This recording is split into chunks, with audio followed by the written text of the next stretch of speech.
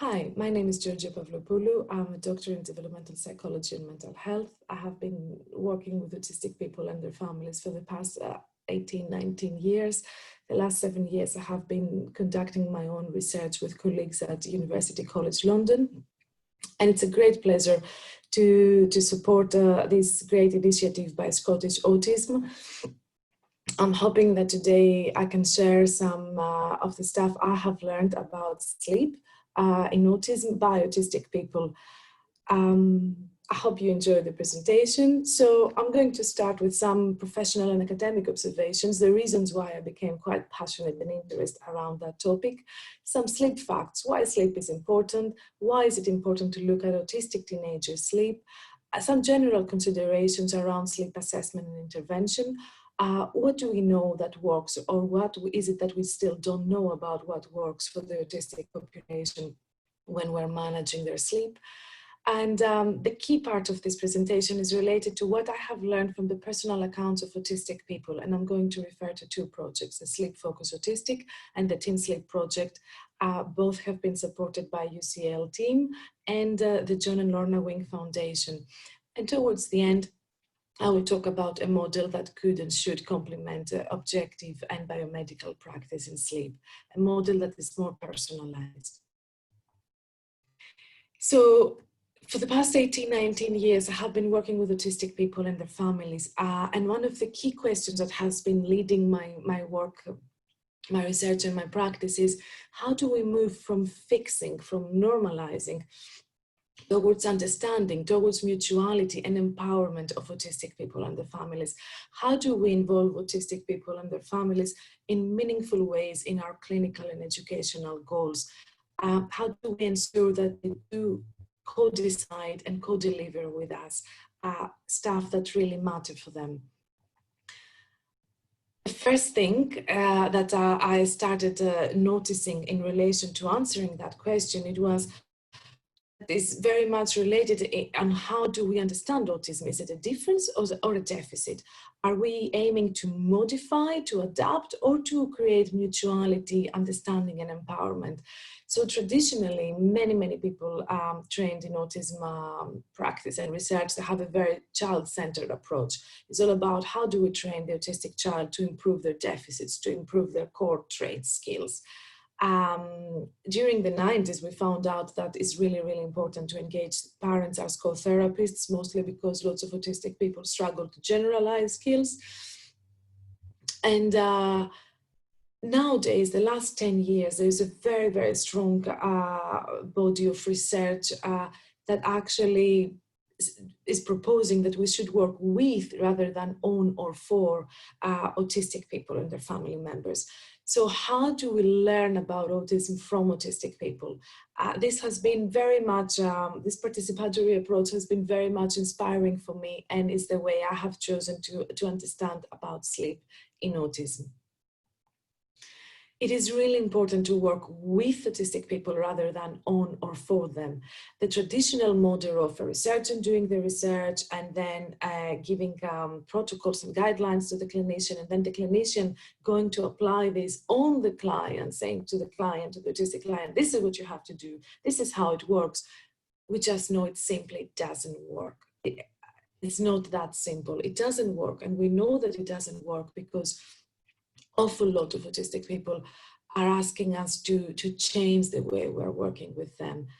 They feel unimportant, they feel stigmatized, they feel disempowered, they feel ignored, they are scared, and many of the practices that have been used in the past have been quite dehumanizing. So no change is not an option, and participatory methodologies where we actually listen the autistic person are very important. So it's where I studied family experiences of autistic and non-autistic children, and I looked in particular at the sibling experience. And this is when I first became very aware of the sleep issues and the impact on family experience as a whole. And then I had also experience about the challenges in relation to sleep of autistic people and their families. From my clinical practice, very often sleep problems are not recognized as a fundamental issue. Very often you will ask the families, how is your sleep? Families have been almost used into non-sleeping for many, many years. Well, so they might say, yeah, everything is fine. And then when you look a bit deeper, actually the child cannot sleep on his or her own. It takes 2 or 3 hours to fall asleep from the time that the child went to bed. Very often parents are talking about behaviors of concern, challenging behaviors, difficult behaviors. And very often we might find out that this is a child that is simply totally on a high arousal, cannot fall asleep, is sleep deprived, and that is causing more anxiety, more depression. And we have limited evidence about what works, and it really varies from family to family. So this is what stimulated me to be involved in sleep research projects. Let's look now at some sleep facts. So sleep is the primary activity of the brain in early development. We spend 1/3 of our lifespan sleeping. So if sleep does not serve an absolutely vital function, then there must be a kind of mistake that nature has done. Sleep is a very strong predictor of quality of life, yet the great majority of autistic children and young people face lifelong sleep problems.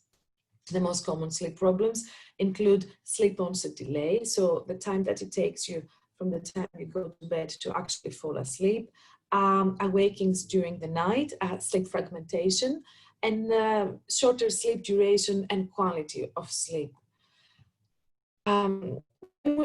We know that around 10 to 15% of typically developing non-autistic children have sleep problems.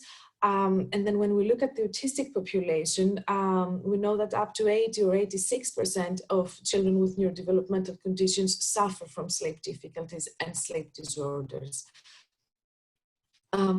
Sleep research in the field of autism is growing very, very rapidly.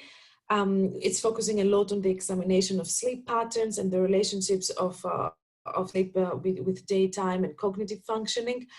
Sleep science is quite complex. Lots of studies have started using objective measures such as actigraphy or polysomnography, videosomnography. On one of the photos here on that slide, you can see me all wired up doing home polysomnography. We know that these objective methods are really providing valuable information for both diagnostic purposes and treatment, but they very often have lots of limitations. Limitations are related to the cost, to the availability, to the feasibility to use with autistic people as well. For many autistic people, it's very, very difficult to visit a clinic, to get all wired up. Important things that we can learn about sleep through listening to autistic people and empowering them to take care of themselves and achieve their preferred goals in their preferred ways. And much of the research I'm going to talk about today is about the importance of eliciting the personal accounts of autistic people. There are many reasons why autistic people don't sleep well. Abnormalities in melatonin secretion, brainwave organizational and maturational differences, circadian relevant genes, the genes that are controlling your circadian rhythm, the times that you sleep, the times that you feel tired, arousal and sensory dysregulation, social, emotional, behavioral characteristics that are core traits of autism, for example, difficulty recognizing contextual environmental cues, understanding that this is now time to go to bed, co-occurring psychological factors such as anxiety, depression, ADHD, is an interesting one with mental health, because the less you sleep, the more mental health difficulties you are developing, and the more mental health difficulties you're having, the less you're sleeping. And also there's something about the environment, how the environment is around you. The cultural practices of the family around sleep as well can play a role. So in relation to the impact of sleep problems, what happens when you don't sleep well as a child or a young person? Very, very often there is a growing body of research that is showing that the way you are going to develop your learning, your memory, your vocabulary, the executive function, all the cognitive differences that we observe are sleep related. The way we are learning and our memory is sleep dependent. Also, the impact of sleep problems is very prominent in co-occurring conditions. As I said earlier, the less you sleep, the more at higher risk you are to develop eating disorders, anxiety, ADHD, and a number of mental health conditions.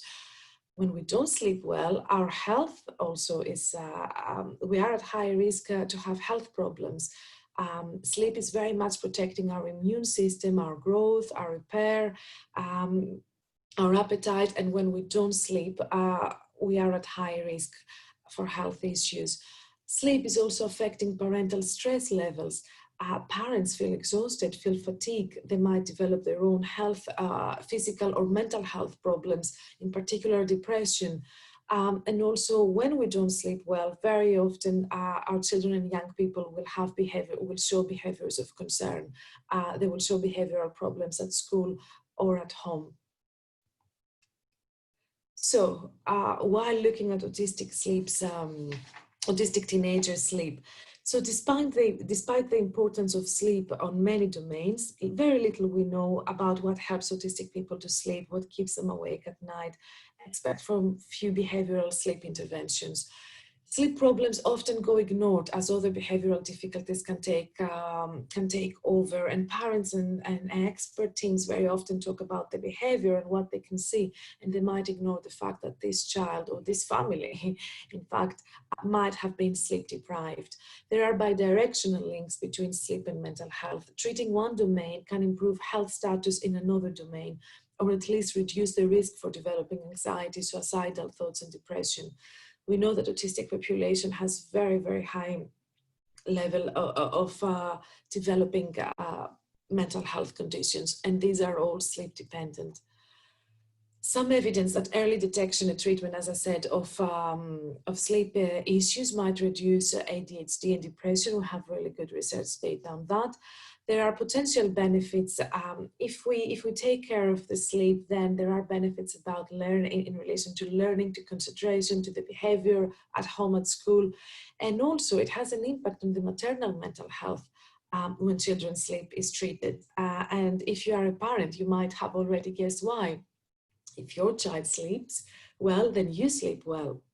If the child doesn't sleep well, or the young person doesn't sleep well, then you don't sleep well as a parent. The siblings might not sleep well, and that leads to fatigue and all the rest we have already discussed. It is really important to identify ways to improve autistic people's sleep. It's actually it has been proved that it is an urgent priority, as there is very recent robust evidence that sleep is a strong predictor of quality of life. If I can't sleep, I might be at higher risk for unemployment, at higher risk for suicide ideation. Sleep problems, which are so common in children with developmental conditions, could be contributing to cognitive and communication difficulties. We need much more research, which is syndrome specific, to understand how differences in the way children and young people are developing cognitively or in terms of their communication. All these are sleep-dependent differences. And teens very rarely are included in sleep research, and there is a dearth of research looking at their personal accounts. It's really important to ask them and to hear from them.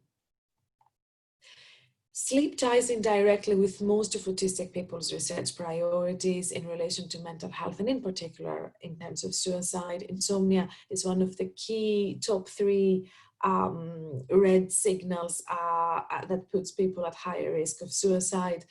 As I said, memory, recognition, language, communication, development are all sleep dependent.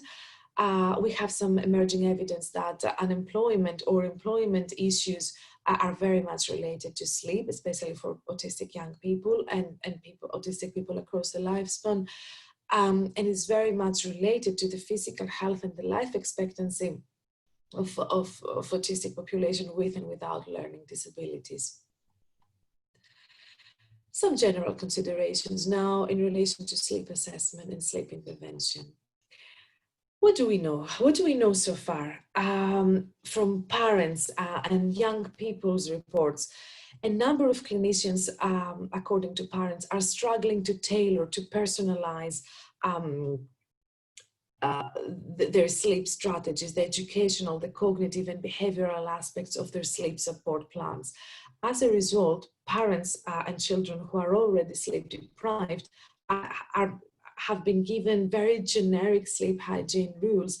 And then there is so much pressure on the family to actually apply all these rules. But these are not tailored, they're not personalized to the unique needs of my family, to the unique educational, cognitive, and communication profile of my child. And that can very often create a sense of self-blame because I feel I'm not able to actually do what I have to do, what experts have told me I need to do. The current stepped care approach of sleep problems, from assessment to sleep hygiene advice and drug description, often does not consider the very unique sensory, cognitive and arousal autism-specific differences. Very, very often we employ behavioral interventions.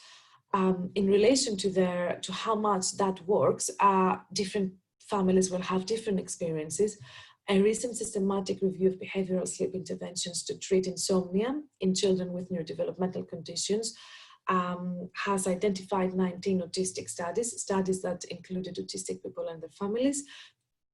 The quality was not amazing. Only 3 studies have employed a randomized controlled trial design. And the findings of these 3 studies that were very, very well designed are mixed. One study found no effect of a standardized information pamphlet on insomnia compared with a control no intervention group.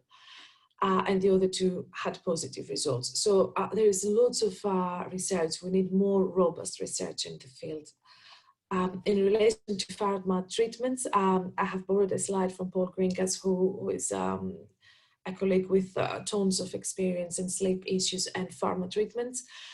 In relation to melatonin, which is one of the most common pharma treatments, there is some good evidence that it might improve sleep latency by 30-40 minutes. That means that some people might, with melatonin, find it easier to fall asleep, but will probably not improve night awaking, sleep fragmentation, when you're waking up in the middle of the night. It will only make small, possibly temporary improvement to total sleep quality and quantity. It has some side effects which are minimal, and people should always start with a low dose, always get advice from GP. The most commonly used advice is the sleep hygiene. So there is a set of rules and routines that have been made by non-autistic people for autistic people. You can see here some of the most commonly advised created by Autism Speaks toolkit, a very, very well-known toolkit. So according to these, you're saying to Jonathan, time for bed, brush your teeth, brush your hair. I have no idea why you would need to brush your hair before sleep. I think my grandma used to say that, you brush your hair because then you might have nicer hair. I don't know. However, this can be very, very difficult for autistic people. Why brush your hair? Why draw? I might have sensory difficulties. Why do the puzzle? I might hate puzzles. So we have to be very, very careful when we're giving very standardized advice, especially when this kind of advice might not fit the autistic profile or the family profile. So there are lots of tools that are giving generalized sleep hygiene advice. But what is it like? What is it like to be autistic? What is it that might keep autistic people awake? I'm borrowing here the words of autistic advocate, researcher, and artist John Adams. This is a poem I very much love.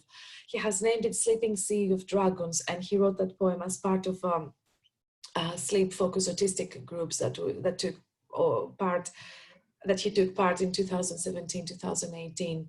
Close my eyes, breathing 2 a.m., empty space that tastes of safety, waiting for mental assembly, repairing the fragments of the day, that stream either side of my heart. Close my eyes, breathing 2 a.m., running the day through multifaceted filters. Did I make it clear? Did I make it? Waiting for the patterns of night, talk, click, clicking in my mind. What do we see? What do we hear here? in this occasion from an autistic adult. There is this anxiety about what has happened during the day.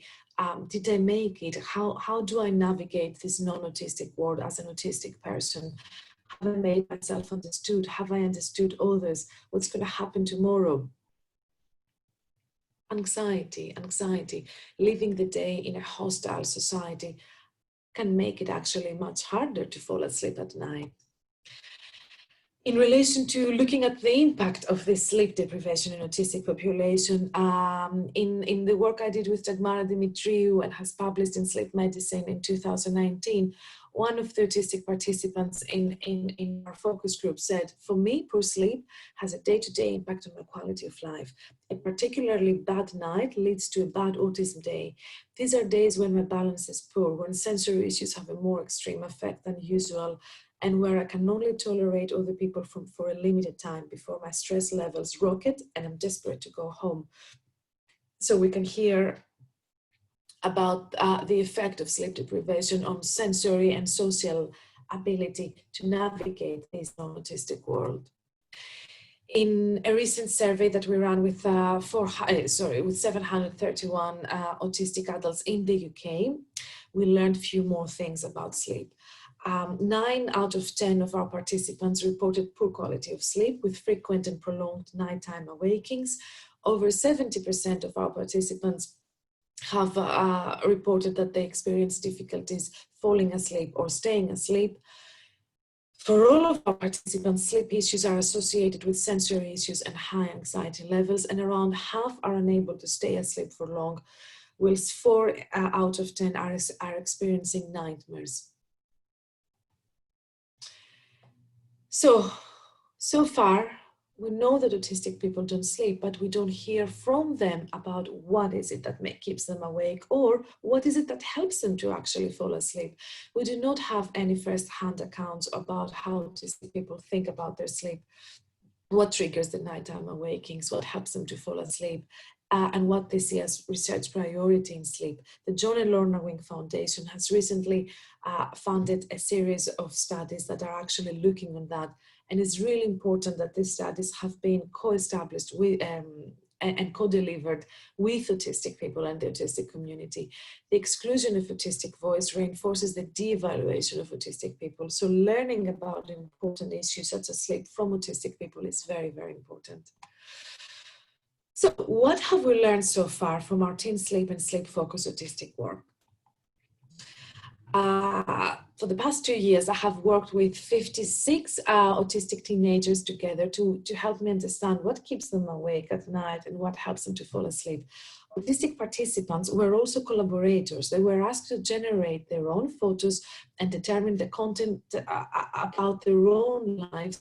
They were very much in an agency position to choose what they would talk, what they would present, and they introduced subjects and ideas that are meaningful and important to them in relation to their sleep.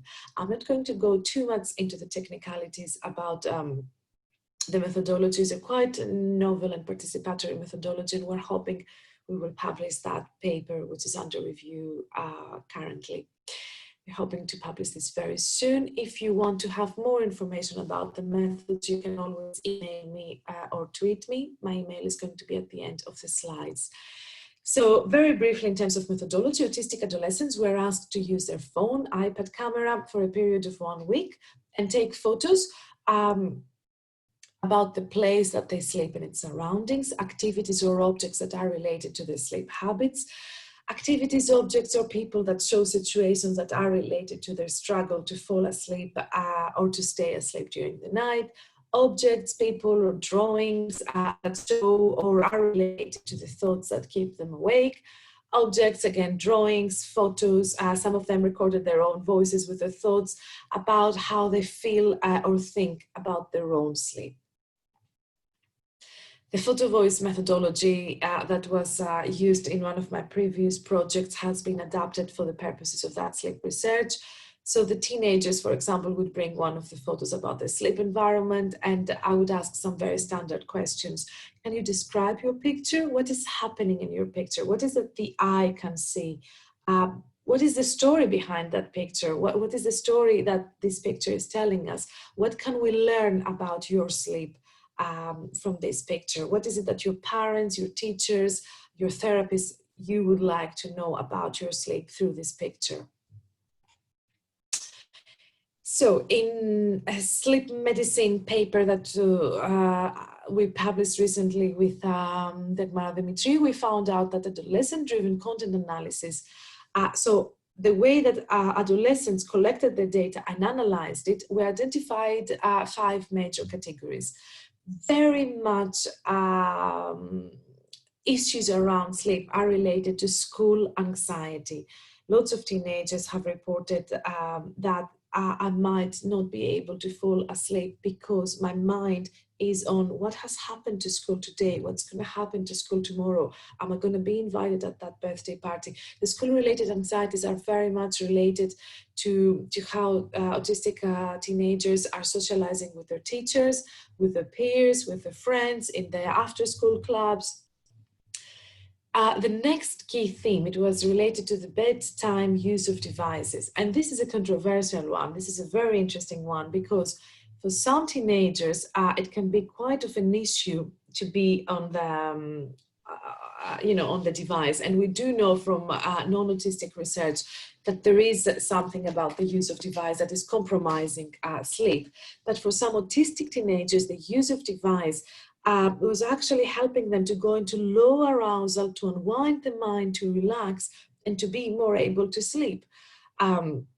The use of bedtime device for many of the autistic teenagers, it was related to having WhatsApp groups or groups, groups around their focused hobbies, the stuff that they really, really like, some of the stuff that some people are calling obsessions. Which in reality are the stuff that autistic people really, really like, know a lot about them, and it helps them to shift their attention from the school-related anxiety into things that they really love, and that can put them into lower arousal and can facilitate better sleep. Of course, for some people, because these groups and their devices are very much related to their special interests, it also means that they could carry on forever, being super engaged into the stuff that they love. So it was very mixed, the views around the use of devices. Sensory difficulties was another key area. Autistic teenagers struggle with the noise, struggle with anything in the sensory environment that they cannot be at control, that they cannot control to put it on a level that is bearable for them. Special interests, as I said, beyond devices, favorite books, favorite items, favorite animals, hobbies such as building stuff with Legos. And the other key area was related to personalized sleep habits. So there was often a battle with mom or dad or brother or sister about how the autistic person can actually convince the rest of the family that this is the best way for me to fall asleep. I remember one of our participants was talking about how he always wanted to have very crunchy stuff, cold and crunchy stuff while he was on bed in order to help him to relax and fall asleep. So every night he wanted to have a bucket with ice cubes. And during the winter, mom was very worried, was having a whole battle around that until he could explain to her that this is the way for me. This is part of my sleep hygiene. This is what helps me to fall asleep. So let's look a little bit at what keeps teenagers awake at night. What have I learned from the 54 teenagers I worked with? Lots of the majority of teenagers has actually reported that they are unable to reach an optimal level of engagement with highly preferred activities before they're going to bed. So you can see here the photo of one of our participants that he's explaining to me on how much he likes to unwind his mind, to relax from homework and all the other stuff that are school related, and he's very, very talented in the way he's building huge constructions with Legos. He has a plan in his mind. If things don't go according to the plan because something is missing or something is falling, something doesn't work, or he doesn't have enough time, or mom is reminding him that he needs to go to bed, or someone else is interrupting him with something else, then he cannot reach at that stage of pleasure, that stage of flow. That stage of flow is interrupted, and that means that afterwards he might get very, very anxious, and he might get very stuck. How do I problem solve this now? And that can actually keep him awake. On the other photo underneath, you can see a timetable, a school timetable. And it's one of the types of photos that I got from all autistic teenagers. And it basically signifies the school performance anxieties.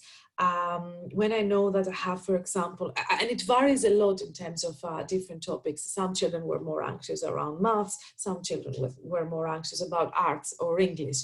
But what was really, really common, it was that most autistic teenagers were struggling with physical education, with PE, and the behavioral policies of the school. Have I got that right? In relation to PE, they mentioned lots of sensory difficulties that they might have. They don't like when everybody is cheering or screaming. It feels very unexpected to them. The social rules of playing football or other PE stuff can feel quite difficult at times. And also some performance anxieties were very much related to, I don't know, some people, for example, would say, what's happening on Tuesday is actually morning, if I have maths, for example, is actually affecting my sleep on Monday night. I had lots of social anxiety about the interactions. How do I interact with my teacher? Is my teacher going to be angry? Was my teacher angry because I said about something? Fear of school detention, efforts to rehearse behavioral policy rules. Am I okay? Am I going to do that in a good way? Is my homework okay? Will I remember to bring my homework back? Will I remember to bring my PE kit? If not, what's going to happen to me? Lots of worries around that. Unable to minimize environmental distractions is another reason why autistic teenagers might not sleep. Having lights, street lights that you cannot fully control, or having noise from the neighbors or from your sister or brother next door. Unpredictable interactions with parents before bedtime. So if my mom introduces something very new, or if my mom tells me, oh, you know what, next week something unexpected is going to happen. If my mom communicates that during the evening or before bedtime, that can create lots of thoughts, lots of anxiety, lots of uncertainty. Fear of dark, fear of insects, fear of doors and cupboards has also been reported a lot by autistic teenagers. And then there is this kind of vicious circle, not sleeping. I'm not sleeping, I know I should be sleeping, and now I'm not sleeping thinking, oh my God, I should be sleeping. And that can go on and on and on. So male participants were more confident in accommodating their sensory environment. They very often told us that they have been very creative and very persistent about what they feel should be happening in terms of how they should control their bed or their pajamas or smells and tastes that they wanted to have before bed or during bedtime. Female participants were more aware as to how their thoughts may relate to their sleep and ways that they can diffuse themselves from these thoughts. All participants reported benefits when parents had facilitated adolescent sleep autonomy, that sense of agency. So I can take care of my own environment, for example, using fans or special objects that help me to fall asleep. And very often these activities that were allowed them when parents gave the green light. Autistic teenagers had the freedom to engage in activities that involved high levels of repetition, that are self-directed activities, is something I have chosen to unwind my mind and feel more relaxed. All autistic adolescents found beneficial to engage in solitary or repetitive activities for a few hours before bedtime. Some wanted to draw, some wanted to write poems, some wanted to read their favorite books, some were doing animations. We have been offered with so many ideas, and what we have noticed is very personalized. Given the heterogeneity of the autistic population and the shortage of mental health providers for autistic population, it is really very important to develop individualized sleep support that is meaningful to autistic adolescents. Meaningful involvement demands a personalized approach, a flexible approach, empowering adolescents to understand and contribute to their own sleep. So you can see here lots of ideas that autistic teenagers have given about what helps them to fall asleep. To complete preferred meal routines. It's about the expected color, it's about the expected taste, it's about eating something that I have chosen, and that can be happening for many years for some of these of our participants. Knowing the outcome of completed homework, to know means that I can then worry less and I don't have to stay up all night worrying. Playing table games with a clear set of rules with a family member, playing a game that has very clear rules, is very predictable, the type of communication I'm going to have with mom and dad. Just so relaxing because there's nothing to worry about, and that can set me nicely to go to bed afterwards. Favorite activity before nighttime, for some others, it might be playing with Lego, reaching a point of effortless satisfaction, being in that flow, having that feeling that I have been accomplished, I have been creative, I have been inspired. Bed modifications to feel sensory safe. Is important to create visual edges around the bed for some of the participants. For some others, it was very important to have next to them very favorite photos or moments from school where they have done really, really well to remind themselves of how good they are. Sensory autonomy is a key one, being able to choose the smells, the texture, the volume of what is happening in your room. Feeling good about life, reminding ourselves that there are happy moments of accomplishment, of agency, checking notes to self and items that remind me of a past or a future good time.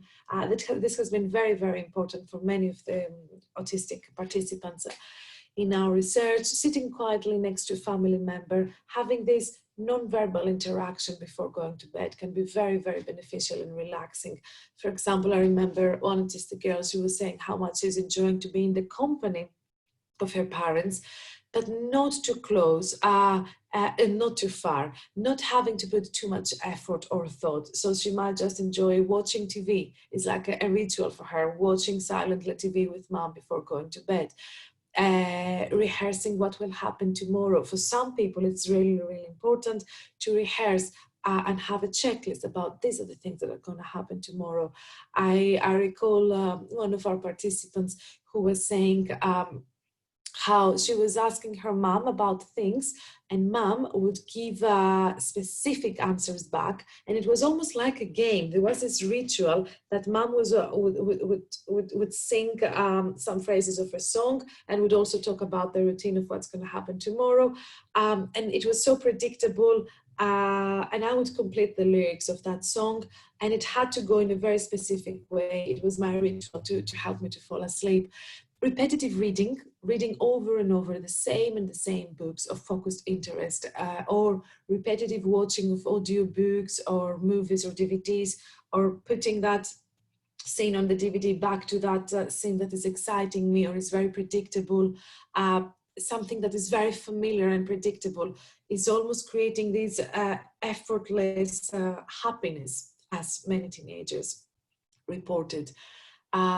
Engage with PlayStation games that have calming, repetitive music and very slow motion can also be helpful. It's very important to differentiate from action games that are putting people in very high arousal. Some very much non-action games that have no surprises, just relaxing, moving bubbles, for example, were reported to be very helpful. Engage online with teams that present facts about my focused interests. So during this research project, I have met lots of Harrowbus enthusiasts, lots of cats and dogs enthusiasts, lots of Piccadilly line enthusiasts, and many teenagers were just happy to have their device and check at facts that they were coming or news that they were coming in relation to their special interest from that group. And that was something very relaxing for them. More ideas about what might help autistic teenagers to sleep according to autistic teenagers. Spending time on my own, enjoying some quiet time, saving energy, physical activities during the day. Physical activity has been very much appreciated by autistic teenagers as something that does have a positive impact in their sleep. However, most of them want to avoid physical exercise at school. So it's about feeling good when playing with my ball, when doing my own gymnastics, but in my own time with people I have chosen, in the space I have chosen that is sensory friendly. Practicing well-being strategies at school or using well-being applications, that was something that was also helpful for some of the teenagers we spoke with. Completing homework at school before going home was a really helpful strategy. For many people, it was a real nightmare having to do homework at home, being very worried as the clock is ticking, it gets late at night, I'm still doing my homework, and then I'm worried about my homework. Having time to engage to staff that I feel confident with. So if I spend a good day at school and people have managed to engage me with subjects and topics that I'm very confident, that I'm very good, then I go back home with that sense of fulfillment, and that makes it easier to fall asleep because I had a very good day. And when I go back, and I go back and I say, oh, what is it that happened today and how did I feel? I actually have good memories of that day. So this is something about the importance of the sleep good factor, the feel good factor, and is related during the daytime. It is related to the sleep good factor during bedtime. Getting positive feedback, for example, when I am at school. So to summarize, our current data are showing that there's a huge impact of sleep on day functioning and quality of life. We know that from previous research. What our research is showing is that sleep should be treated at individual level in relation to the environmental factors. It is really, really important to be able to show flexibility, to show agency, and to personalize. Flexibility, agency, personalizations are key to good sleep, are key to sleep management of autistic people. This is what we have learned from the teenagers. It's really important to work collaboratively with all family members, including the autistic teenagers. Look at for strengths, adopt a positive narrative. Very often we talk about sleep and how much we cannot sleep and how much sleep is a trouble. Very often in media, we hear all these things about sleep deprivation and how much you're going to die if you don't sleep well, or this and that is going to happen to you. I feel that we need to adopt a more positive narrative. It's really important to employ special interests that cultivate positive feelings. It's very important to ask the young people, what is it that helps you to fall asleep? Have you noticed that? What is it in your environment or in your thoughts that can make it easier? One of the key things that they have told us when we've asked them, as I presented earlier, is sleep. Is something about sleep autonomy. Is something about being able to control, to have my own personalized sleep hygiene. Sleep autonomy bedtime matters, and there is a need to shift from normalizing sleep hygiene. Remember these rules I showed earlier about brush your hair, do your puzzle, I'm telling you what to do. There is something about me as autistic person being able to create that routine, that healthy routine, that sleep hygiene routine for myself. So just to summarize very quickly, what we found is, if I could give you the top 4 tips: focused interests, spending time before bedtime on my focused interests, on my passions, on things that make me feel good. Physical activity during daytime, sense of agency during daytime, feeling at school that I have choices, that I have people who are listening to me, and sensory autonomy during bedtime, being able to control my environment. This, I would say, is the top 4 tips that we thought with autistic teenagers might be useful for you to know and might be useful to share with you today.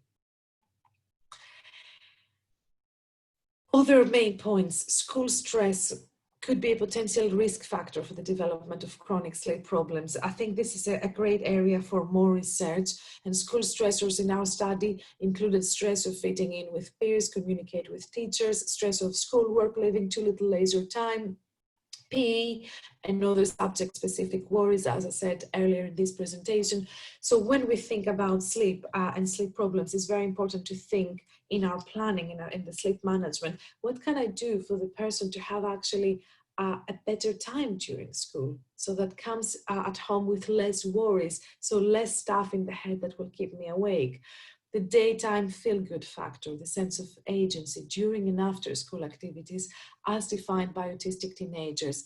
Again, it's about including autistic teenagers in shaping what makes me happy at school, what makes me happy at home, what helps me to fall asleep. Remains to think as well if society can offer better or more flexible schooling, employment, in order to diminish sleep problems. So if I can't change the way autistic people sleep, are there any social determinants around their sleep that I can change to make the navigation of a non-autistic world easier and happier, as it should be, really? It is really important to consider autistic teenagers, autistic people in general, in both agency and vulnerability position.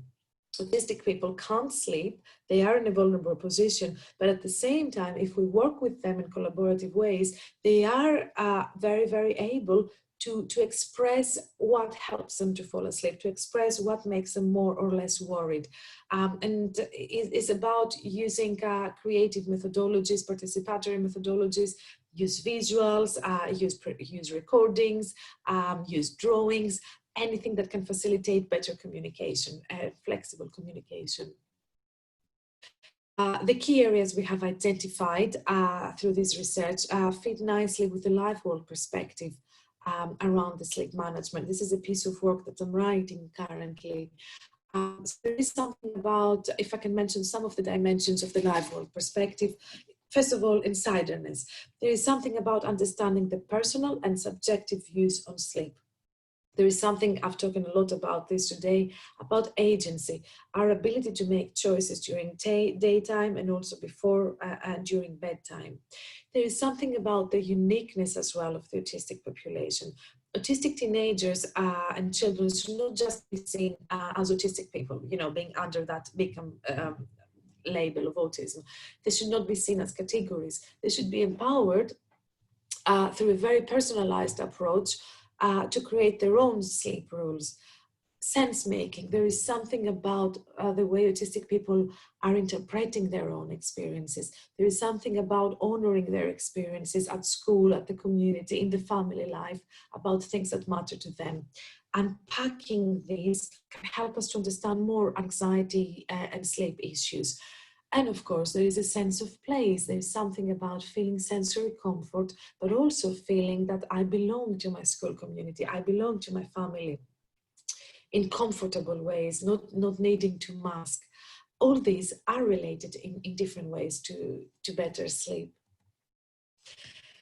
And of course, involving teenagers and their families to train others about their views. You can see here some photos from a funding we've had from the John and Lorna Wing Foundation and also UCL Culture, where we actually brought our teenagers to speak with specialists, to speak with a panel of sleep researchers, with panel of parents, with panel of PhD and master students who are studying developmental psychology. It's really important to put autistic people and the families in the role of experts and learn from their experiences. I would like to really thank you for your attention today. If you would like to talk further, if there's something that you would like more information about, please feel free to email me. You can see here my email. You can also see my Twitter account. Is there something that you really enjoyed about this presentation? Is it something that you would like to put out there in the public and ask? Please do tag me.